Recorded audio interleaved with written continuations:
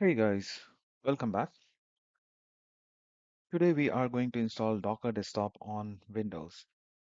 To install Docker Desktop on Windows, we are going to use this link. I'll be providing the link in the description. You'll see two buttons. The first button says Windows 8664. We are going to click that. Should get the exe file on your machine. Double click the exe downloaded.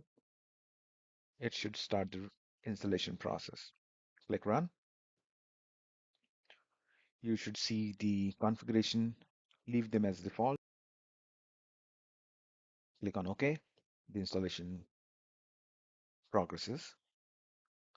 Once the installation is complete, click on Close. You should see the service agreement. Click Accept.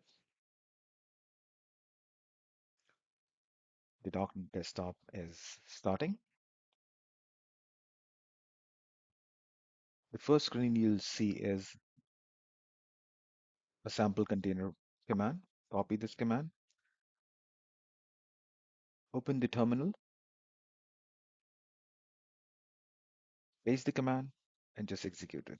It should download the container or the image file, and following that, it should run the container.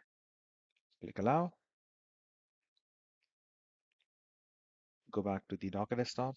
You should see the container running, and this is the image that you downloaded. If you click on the port,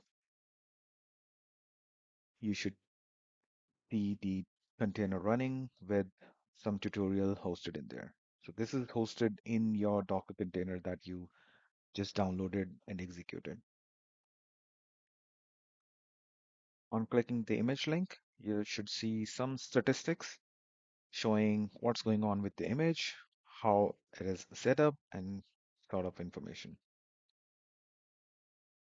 You go back to the container, and here you can stop the running container, and when you try clicking the link, it should fail. And it failed.